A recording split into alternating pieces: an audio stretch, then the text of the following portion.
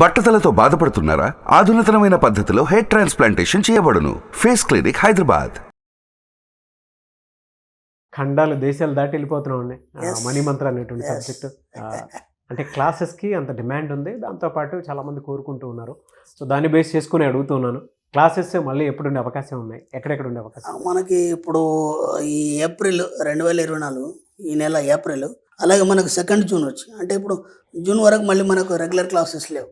ఎందుకంటే మధ్యలో మనకు గోవా సెషన్స్ క్లాస్ ఉంది. మనకి గోవా సెషన్ క్లాస్ మనకు 3 రోజులు ఉంటుందండి. అది మనకి మే 28, 29, 30 ఉంటుంది. ఈ 3 రోజులు సెషన్స్ క్లాస్ గోవాలో ఉంటుంది. మే తర్వాత జూన్లో మనకు మళ్ళీ రెగ్యులర్ క్లాసెస్ ఉంటాయి. ఇప్పుడు మాత్రం ఏప్రిల్లో హైదరాబాద్ రెగ్యులర్ క్లాస్ ఉంది. ఎవ్రీ మంత్ రెగ్యులర్ క్లాస్ ఉంటుంది. మనకి 2 జూన్ వచ్చి విజయవాడలో ఉంటుందండి. ఓకే. అలాగే 9th జూన్ వచ్చి అనంతపూర్లో ఉంటుంది. 23rd జూన్ వచ్చి వైజాగ్లో ఉంటుంది, విశాఖపట్నంలో. 30th జూన్ వచ్చి తిరుపతిలో ఉంటుంది. 7th జూలై మళ్ళీ రాజమండ్రిలో ఉంటుంది. ఈ విధంగా ఈ షెడ్యూల్లో తొందరగా మీరు ఎన్రోల్ చేసుకోండి. ఎందుకంటే సమ్మర్ కాబట్టి చాలా హెవీ రష్గా ఉంది. తొందరగా మీరు ఎన్రోల్ చేసుకుంటే ముందు సీట్లో కూర్చోవచ్చు. ఎస్, రియలీ అండి. Anyway sir, thank you so much doctor Shri Chirantakrishna. Thank you. So ఈ వీడియోలో కొన్ని కొన్ని అడగాలనుకుంటున్నాను. ప్రీవియస్ వీడియోలో మీరు ఒక మాట అన్నారండి, అంటే స్వతహాగా మనిషి తను సెలబ్రేట్ చేసుకోవడం కూడా నేర్చుకోవాలి.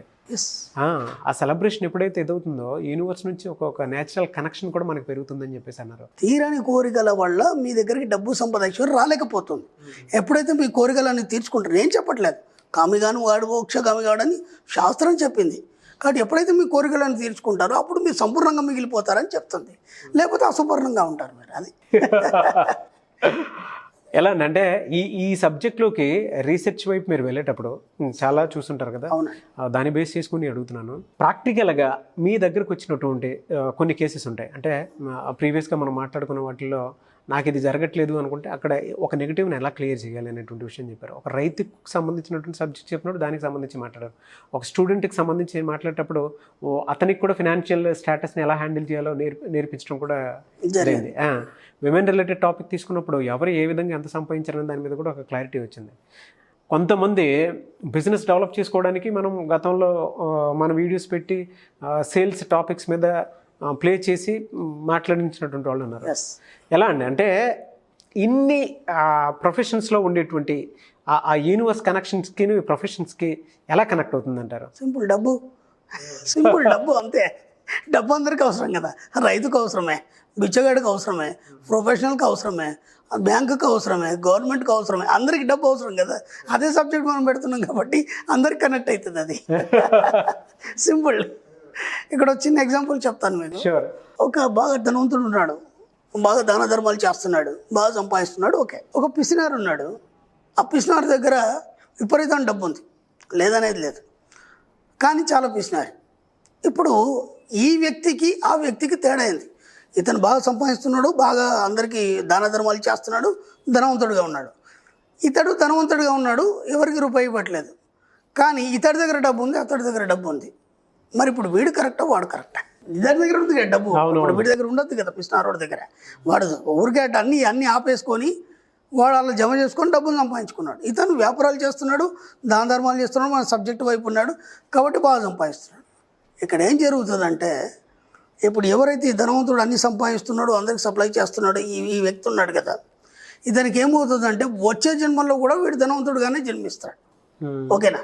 ధనవంతుడి యొక్క కుటుంబంలో జన్మ తీసుకోవడం జరుగుతుంది. అలాగే అతనికి అన్నీ వర్తిస్తాయి. అంటే ఈ ప్రకృతిలో ఉన్నటువంటి అన్నీ వర్తిస్తాయి జన్మలకి. ఈ పిసినర్కి ఇక్కడికి ఆగిపోతాయి, మళ్ళీ వచ్చే జన్మలు ఏమి ఉండదు. కాబట్టి ఈ చిన్న తేడా గమనించి మీరు దాన ధర్మాలు ఎలా చేయాలని నేను గతంలో కూడా చెప్పాను. కాబట్టి ఎంత మీరు ఇవ్వగలిగితే అంత పొందగలుగుతారు. అది విశ్వధర్మం అది. కాబట్టి డబ్బు అందరికీ అవసరమే. ఈ టాపిక్, ఈ సబ్జెక్టు ఎవరికైనా దేనికైనా అన్వయం అవుతుంది. సో మనం సమాజంలో ఎన్నో ఎగ్జాంపుల్స్ తీసుకొని కూడా ఇంకా మనం దీన్ని అనుసంధానం చేస్తూ చెప్పవచ్చు. మనం చాలా తక్కువ మంది చెప్తారండి, అంటే తృప్తిగా ఖర్చు పెట్టండి, మీకు అన్ని రిటర్న్ తిరిగి వస్తాయని చెప్పి. అండ్ చిన్న ఫంక్షన్స్, పార్టీస్ మీరు సెలబ్రేట్ చేసుకోండి అని చెప్పేసి అంటుంటారు. ఎలా సార్ అది ఏ విధంగా కనెక్ట్ అవుతుంది అంటారు? ఎందుకంటే ఎంత బాగా సెలబ్రేట్ చేసుకోండి, తృప్తిగా సెలబ్రేట్ చేసుకోండి, మీరు తృప్తిగా జీవించండి. మీ పిల్లల్ని, ఫ్యామిలీని తీసుకొని స్టార్ హోటల్ బొమ్మన్నాం. ఇప్పుడు ఒక చిన్న ఎగ్జాంపుల్ చెప్తాను మీకు ఎలా వస్తుంది. ఇప్పుడు మీరు ఒక స్టార్ హోటల్ వెళ్ళారు, ఓకే, మీ ఫ్యామిలీ అందరూ దాదాపు ఒక 3-4 వేలు ఖర్చు పెట్టి హాయిగా భోంచేశారు. పిల్లలు కూడా ఏది అడిగితే అది బ్రహ్మాండంగా హాయిగా కొనిచ్చారు, చేశారు. నేను టిక్టాక్లో ఒక వీడియో చూశాను, అది నాకు చాలా బాధాకరం వేసింది. చిన్న విషయం, ఒక మిడిల్ క్లాస్ ఫ్యామిలీ, ఆ పాపది పుట్టినరోజు అక్కడికి హోటల్ తీసుకెళ్లారు. ఆ భార్యను, భర్త, పాప ముగ్గురు కలిసి వెళ్ళారు. పాపది పుట్టినరోజు అయితే బ్రహ్మాండంగా బిర్యానీ ఏదో ఆర్డర్ ఇచ్చారు. తిందాం అనుకునే లోపు పాప ఐస్ క్రీమ్ కావాలని. ఇప్పుడు ఎలా ఉంటుందంటే, మనం పిల్లల ఆలోచనలకి అంటే మన ఆలోచనలు వేరే ఉంటాయి. మనమేమో ఒక మంచిగా గ్రాండ్గా చూపిద్దామని తీసుకెళ్ళాము, కానీ పిల్లల ఆలోచన ఎక్కడ ఉంటుంది, ఐస్ క్రీమ్ మీదే ఉంటుంది, ఇంకా దేని మీద ఉండదు. ఆ బిర్యానీ వాటన్నిటి మీద ఉండదు. వాళ్ళ ఆలోచన విధానం అలాగే ఉంటుంది. మనం ఏమనుకున్నాం, మంచి హోటల్కి వెళ్ళి బిర్యానీ అవి తినొద్దాం అనుకున్నాం. ఇప్పుడు ఏ సమస్య ఏంటంటే, ఆ పాపతో చర్చ చేస్తున్నాడు ఫాదర్, ఐస్ క్రీమ్ వద్దు, నువ్వు ఇది తినేసి. ఆ పాప నాకు ఐస్ క్రీమే కావాలి అంటే, ఇప్పుడు నా దగ్గర డబ్బులు లేవు అనగానే పక్క ఒక ఫ్యామిలీ ఉంటుందన్నమాట. ఏమండి ఆ పాపకు ఐస్ క్రీమ్ కొనియచ్చు కదా, బర్త్డే అంటున్నారు కదా అంటే, ఎక్కడ మన శాలరీ 15,000, నేను దీన్ని బేర్ చేయగలను, ఆ పాపనేమో మొండితనం చేస్తుందంటే అది ఎంత బాధ చేసింది. చిన్న విషయం అది. ఇప్పుడు దాదాపు అక్కడ ఒక 1,000 రూపాయలు నువ్వు ఖర్చు పెట్టడానికి సిద్ధంగా ఉన్నావు, పాపకి అదనంగా ఒక 100 రూపాయలు ఐస్ క్రీమ్ ఖర్చు పెట్టడానికి నువ్వు బాధపడిపోవాల్సింది. ఇప్పుడు ఈ సంఘటన చూసినప్పుడు, ఇప్పుడు నేను చెప్తుంటే వినే వాళ్ళకు కూడా అదొక బాధాకరం అనిపిస్తుంది, అవునా కదా? కానీ నేను అనేది ఏంటంటే, మీరు అంత చిన్న చిన్న వాటి గురించి కూడా ఇంకా ఆలోచిస్తున్నారు. దాదాపు మనం ఈ వీడియోలు దాదాపు 500 వీడియోలు అయినాయి.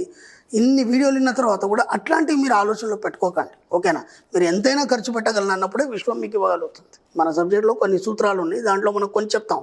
నేను ఎంతైనా ఖర్చు పెట్టగలను, నేను ఎంతైనా డబ్బును హ్యాండిల్ చేయగలను. ఆ ధైర్యం నీకు లేనప్పుడు ఏమవుతుందంటే విశ్వం ఇవ్వదు. ఇప్పుడు అతను ఏం చేశాడంటే, అతను ఉన్న దాంట్లోనే సర్దుకోవాలి. మన పెద్దలు చెప్పారు కదా, ఉన్నంతలోనే మంచిగా ఉన్నంతనే కాలు చాపుకోవాలి. ఇలాంటి మాటలు మనం ఏం చేస్తాయి అంటే పిసినారులుగా తయారు చేస్తాయి. అవన్నిటిని మర్చిపోండి, అర్థమైందా? కాబట్టి నేను ఎంతైనా ఖర్చు పెట్టగలను అనే వాక్యాన్ని మీరు చెప్పండి. మీరు ఎంతైనా ఖర్చు పెట్టగలను అన్న మరుక్షణం మీకు అంతకు రెట్టింపు ఇవ్వడం అనేది జరుగుతుంది విశ్వం. ఎలా ఇస్తుంది? ఇప్పుడు మీరు వెళ్ళారు రెస్టారెంట్కి, ఒక 5,000 ఖర్చు పెట్టారు మీ ఫ్యామిలీకి, ఓకే? ఇప్పుడు దాని నుంచి దాదాపు మీరు ఒక 200 మందికి ఎంప్లాయ్మెంట్ ఇచ్చారు. మీరు ఖర్చు పెట్టింది ఒక 4-5 వేలే. ఆ 4-5 వేలతో మీరు ఒక అంతమంది ఎంప్లాయీస్కి ఒక 200 మందికి మీరు ఎంప్లాయ్మెంట్ ఇచ్చారు ఆ హోటల్లోనే కదా. ఆ హోటల్తోనే అనుసంధానం ఏమైనా ప్రతి డిపార్ట్మెంట్కి. ఇప్పుడు కరెంట్ డిపార్ట్మెంట్ కరెంట్ బిల్ కడతాడు, మీ దాంట్లో చేరిపోతుంది. అక్కడ ఉన్న వర్కర్స్కి, ఆ మెటీరియల్ సప్లై చేసేవాడికి, ఆ మెటీరియల్ సప్లై చేసే షాప్లో ఉన్న వర్కర్స్కి కూడా, వీళ్ళందరికీ కూడా మీరు పరోక్షంగా మీరు హెల్ప్ చేసిన వాళ్ళు అవుతారు. కాబట్టి ఇప్పుడు మీరు ఎంత ఎక్కువ ఖర్చు పెడితే అంతమంది లబ్ధి పొందుతారు, అంతమంది తృప్తి పొందుతారు. కాబట్టి ఆ తృప్తి మీకు డబ్బు రూపంగా ఇంకో రకంగా వస్తుంది, అర్థమైంది? మీరు ఏదైతే ఖర్చు పెడుతున్నారో అది వాళ్ళందరి రూపంలో మీకు మళ్ళీ తిరిగి రావడం అనేది జరుగుతుంది. అందుకే మనం ఏం చెప్తాం మన సబ్జెక్టులు అంటే, ప్రతిసారి ఎంత వీలైతే అంత ఖర్చు పెట్టండి. ఏదైతే మనం ఇస్తామో అంతకు రెట్టింపు రావడం అనేది విశ్వధర్మం అనేది చెప్తున్నాం. కాబట్టి దీంట్లో తప్పేముంది? ఈ పంచదానాలు కూడా చెప్పాను నేను, లేదంటే దశాంశ భాగాలు చెప్పాను. మీకు ఇలా వీలు కానప్పుడు కనీసం సమాజంలో వెళ్ళి అలాగైనా ఖర్చు పెట్టండి. ఒక స్టార్ హోటల్కి వెళ్ళండి, లేదంటే ఒక విహార ప్రదేశానికి వెళ్ళండి పిల్లలు తీసుకొని. అక్కడ ఉన్న ఏవైతే ఉన్నాయి అట్మాస్ఫియర్లో అక్కడ ఎంత ఖర్చు అవుతుందో హాయిగా ఖర్చు పెట్టండి. అలాగైనా మీరు సమాజానికి పరోక్షంగా ఇస్తున్నట్టే కదా. ఎలా అయితే ఉంది, పిసినార్ధనం చేసి ఇంట్లోనే కూర్చోకుండా కనీసం సమాజానికి మీరు ఖర్చు పెట్టాలనుకున్నప్పుడు మీ ఎంజాయ్ ద్వారా వాళ్ళు లబ్ధి పొందడం జరుగుతుంది. కాబట్టి ఎంత వీలైతే అంత ఖర్చు పెట్టండి, అంతకు రెట్టింపు పొందడం అనేది జరుగుతుంది. Very good knowledge. వాస్తవం అండి, వాస్తవం. నిజంగానే తెలియని సర్వీస్ని మనమే తెలియకుండా ప్రతి చోట ఎంతోమందికి మనం సప్లై చేయగలుగుతున్నాం తెలియకుండానే. దాని ద్వారా విషయం ఆలోచన, వీడు బాగానే ఖర్చు పెడుతున్నాడా, వీడి వల్ల ఈరోజు ఇంతమంది లబ్ధి పొందారు, కాబట్టి వీడికి అంతకు రెట్టింపు ఇవ్వాలనేది ఇవ్వడం అనేది జరుగుతుంది. Thank you sir, thank you so much Shri Acharya Ananthakrishna Swami గారు. థ్యాంక్ యూ అండి. సుమన్ టీవీలో మీ పర్సనల్ అండ్ బిజినెస్ ప్రమోషన్స్ కోసం కింది నెంబర్కి కాంటాక్ట్ చేయండి.